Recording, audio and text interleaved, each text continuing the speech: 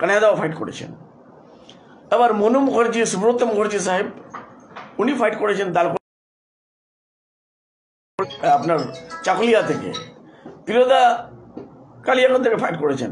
বৌদি দিবাদাস মুন্সি কালিয়াগঞ্জ থেকে ফাইট করেছেন। রায়গঞ্জে একটা সদর, রায়গঞ্জ যেখানে ডিএম বসে, ডিএম হেডকোয়ার্টার, যেখানে শুধু মাল্টিপল হসপিটাল আছে, যেখানে দিদি ইউনিভার্সিটি করে দিয়েছে, মেডিকেল কলেজ করে দিয়েছে, অত ডেভেলপমেন্ট হওয়ার পরে আবার দিদি আবার চিন্তা করে ওখানে প্রার্থী করেছে।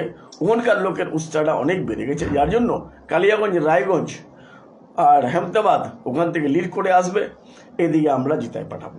সেই ক্ষেত্রে আরেকটি প্রশ্ন আছে, ইসলামপুরকে জেলা করার দাবি নিয়ে ভিক্টর একদিকে সরব, বিজেপি আবার সেটাকে সমর্থন জানাচ্ছে। শোনেন না, ভিক্টর করবে না, ভিক্টর করতে পারবে না, বিজেপি করতে পারবে, কেউ করতে পারবে না। করবে কে? আমাদের মুখ্যমন্ত্রী মমতা ব্যানার্জি। ওনার চিন্তায় আছে, ওনার মাথায় আছে, ওনার থটে আছে, উনি চিন্তা করছে। সম্ভাবনা তাহলে আছে ইসলামপুর জেলার সম্ভাবনা ডেফিনেটলি। যেটা জিজ্ঞেস করছিলাম, আপনি বলছেন যে ভিক্টর আপনার কাছে ফ্যাক্টর নাই, বিজেপিও ফ্যাক্টর নাই। একই দিনে অধীর রঞ্জন চৌধুরী আপনার শাহপুরে সভা করলেন, আর সেদিনই নরেন্দ্র মোদী, দেশের প্রধানমন্ত্রী এবং বিজেপি নেতা, তিনি রায়গঞ্জে সভা করছেন। আচ্ছা, আমি আগে বলছিলাম কি অধীর বাবু বেঙ্গল নিয়ে, অধীর বাবু কংগ্রেসের, তারপরে আমার শুভেন্দু অধিকারী বিজেপির, সুজন বাবু, সূর্য বাবু, নশা সিদ্দিকি, আব্বাস সিদ্দিকি, একটা অলিখিত এরা জোট করেছে, অ্যালায়েন্স করেছে যে টিএমসিকে বাইর করার জন্য, টিএমসিকে হারানোর জন্য, টিএমসি ফিল্ডে না থাকে এটার জন্য ওরা জোট করেছে।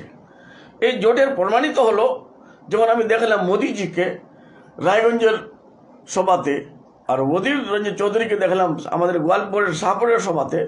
এটা প্রমাণিত হয়ে গেল, প্রমাণ হয়ে গেল এর মানে ঠিকই অলিখিত এদের জোট হয়েছে। কেন? যখন এই জোট নিয়ে, ইন্ডিয়া জোট নিয়ে প্রশ্ন হচ্ছিল, অধীর রঞ্জন চৌধুরী আগে বলতো কি জোট যদি হয় আমি দল ছেড়ে দেব। যদি যখন এই জোটের নাম কে দিল, ইন্ডিয়া জোটের নাম আমাদের মুখ্যমন্ত্রী মাননীয় মুখ্যমন্ত্রী মমতা ব্যানার্জি দিল। তারপরে জোট নিয়ে স্টালিনের সঙ্গে অনারেবল চিফ মিনিস্টার তামিলনাড়ু, কর্ণাটকের চিফ মিনিস্টার, তারপরে তোমার বিহারের নীতিশজি, তারপরে তেজস্বীজি, অখিলেশজি, কেজরিওয়ালের সঙ্গে, সবার সঙ্গে কে কথা বলছিল? আমাদের মাননীয় মমতা ব্যানার্জি। কিন্তু অধীর রঞ্জন চৌধুরী উনি পার্লামেন্ট লিডার অপোজিশন, উনি যখন একটা টেবিলে আমরা খাচ্ছি আর খেতে খেতে বলি দম হয়তো আমার এগেনস্টে ফাইট করে দেখা মমতা ব্যানার্জি, এটা কত চ্যালেঞ্জিং কথা বলেছে। এক জায়গায় যখন আমরা খেতে বসেছি তখন খাবারটা ঠিক হবে কি, রাখতে হবে স্বাভাবিক, তাও আমরা মেনে নিয়েছিলাম। কিন্তু অধীর বাবুর একটা ইন্টারনাল সেটিং আছে শুভেন্দু বাবুর সঙ্গে, ওনারা একটা অনেক চিন্তা করে পলিটিক্স করে, কিন্তু ওইগুলো চিন্তা করে কোনো লাভ হবে না। কেন? যেদিন রাজীবজি প্রধানমন্ত্রী ছিল, ইন্দিরা গান্ধীজি প্রধানমন্ত্রী ছিলেন, তারপরে আপনার মনমোহন সিংজি, নরসিংহ রাওজি, তখনও কিন্তু বাংলায় লেফট ফ্রন্ট ছিল, কংগ্রেস আসতে পারেনি। যেটা স্বপ্ন নিয়ে উনি শুভেন্দু বাবুর সঙ্গে আতাত আছে, আলাপ আছে, এগুলো শুধু একটা মনকে তসল্লি দেনে কি বাত, একটা কনসোলেশন প্রাইজ, আর কিছু নেই।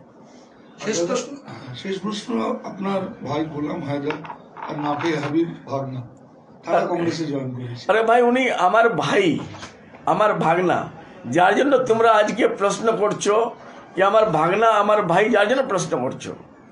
নাফি হাবিব বা গোলাম হায়দার, এরা গোলাম সরওয়ার, এরা 2016-তে সবাই মিলে আমার এগেনস্টে কংগ্রেস করেছিল। যখন আমি টিএমসিতে এসেছিলাম, দিবাদাস মুন্সির হাত জোরে কংগ্রেস জয়েন করেছিল। তারপরে হঠাৎ কি হলো, 2020-তে বা 2020-তে বোধ হয় শুভেন্দুর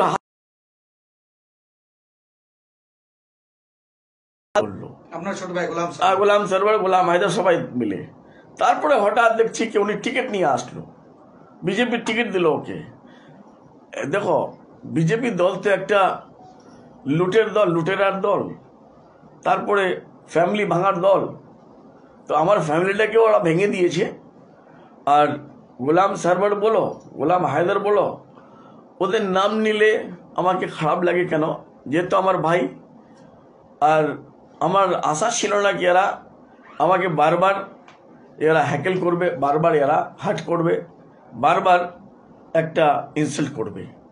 এটা আমাদের পরিবারের ইনসাল্ট, আমাদের এলাকার ইনসাল্ট। বারবার আমাদের এলাকায় হ্যাকেল হচ্ছে, আমার পরিবারটা হ্যাকেল হচ্ছে।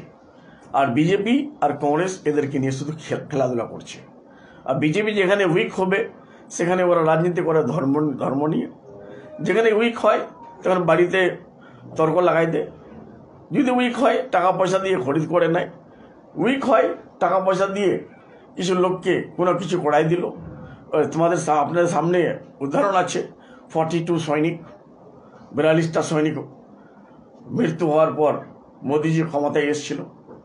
নোটবন্দি দেখলে ফ্লপ, জিএসটি ফ্লপ। আজকে জিএসটি করে সবকটায় স্টেটের 12টা বাজায় দিয়েছে। Federal structure weakest of the weak হয়ে গেছে, democracy weakest of the weak হয়ে গেছে। আজকে ডেমোক্রেসিকে বাঁচানোর লড়াই।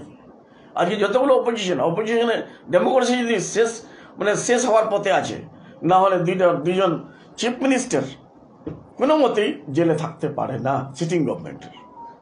দাদা একটা বিষয় বলছি যে কংগ্রেসের যে সভাগুলো হচ্ছে সেখানে বলা হচ্ছে যে বিজেপি প্রার্থী আর হচ্ছে তৃণমূল প্রার্থী দুজনেই ব্যবসায়ী, তারা পলিটিক্যাল বা রাজনৈতিক লোক নয়। ভিক্টর নিজেকে রাজনৈতিক লোক হিসেবে দাবি করে, কিন্তু আরেকটা মহল থেকে এমনও বলা হচ্ছে যে তারা ব্যবসায়ী হয়ে রাজনীতিতে আসছে, কিন্তু ভিক্টর সাহেব যেহেতু রাজনীতির লোক হয়ে চাঁদা তুলছে, তো এটাও কাইন্ড অফ এ বিজনেস।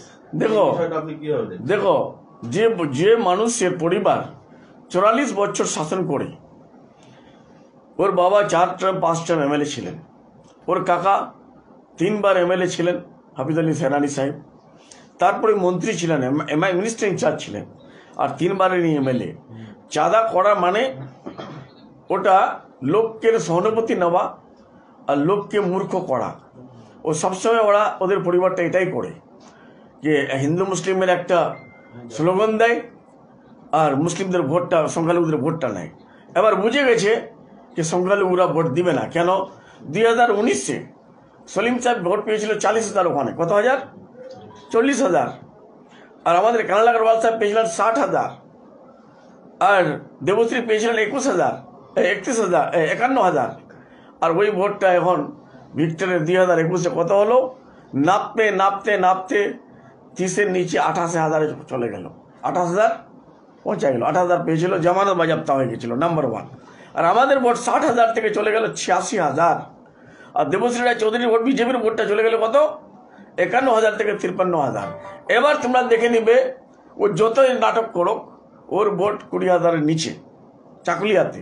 আর আমার এখানে তো ভোটে পাবে না।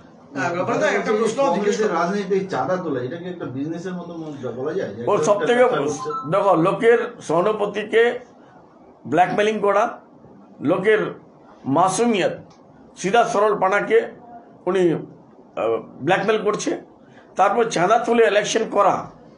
হ্যাঁ, এটা ওয়ান সর্ট অফ ক্রাইম। তো মোদি আর ওর মধ্যে তফাৎ কি আছে? মোদি বড় বড় ব্যবসায়ীর কাছ থেকে কি ওটা ইলেকট্রাল বন্ড নিয়েছে, আর ইনি ছোট ছোট লোকের কাছ থেকে চাঁদা নিচ্ছে। ব্যবসা তৈরি করেছে। যদি ব্যবসা আমার একটা কোন কোড দিয়ে দিয়েছে, কোডে টাকা পাঠাবে, ও তো জানে কি আমার জানা বাজেয়াপ্ত হয়ে যাবে, কমপক্ষে টাকাটা আমার পকেটে থাকবে, এটাই নিয়ে করেছে। শেষ প্রশ্ন একদম করবো, যেটা আজকে মুখ্যমন্ত্রীর সভা আছে স্টেডিয়ামে, শুভেন্দু অধিকারী সভা করলেন বিজেপির জন্য, নরেন্দ্র মোদী রায়গঞ্জে সভা করলেন, অধীর রঞ্জন চৌধুরী আপনার একদম খাস তালুক শাহপুর গল্পপুরে সভা করলেন। তার জন্য কি আপনারা পাল্টা অভিষেক ব্যানার্জি, মমতা ব্যানার্জি? না, আমাদের কর্মসূচি প্রত্যেকটা ব্লকে আমাদের দেখেন, কাল 20 তারিখে আমাদের অভিষেক ব্যানার্জি সাহেব আসবেন, কোথায়, গোয়ালপুরে। 21 তারিখে সিএম মুখ্যমন্ত্রী মমতা ব্যানার্জি, আমার দলের সুপ্রিমো, উনি আসবেন করণদিঘিতে। আজকে ইনি এখানে আসছেন। আমাদের কর্মসূচির আগেকার ওদের কর্মসূচি মেলানো। কেন 10 মার্চে একমাত্র দলের সুপ্রিমো, একমাত্র দল, একমাত্র মুখ্যমন্ত্রী, মহিলা মুখ্যমন্ত্রী, যিনি 42টা ক্যান্ডিডেটকে একটা ব্রিগেডে 20 লক্ষ মানুষের মধ্যে ডিক্লেয়ার করতে পেরেছিলেন, এটা কোনো দল করতে পারেনি। আর যারা আমাদের টিকিট পায়নি তাদেরকে হাত দিচ্ছে। ওরা এখন হিমশিম খেয়ে গেছে কি করে ইলেকশনটা আমরা জিতবো। আর বিজেপি আবার দেখবেন 0-তে আউট হয়ে যাবে, বাকি দল তো ভোটে পাবে না, 42-এর মধ্যে 42 আসবে। ঠিক।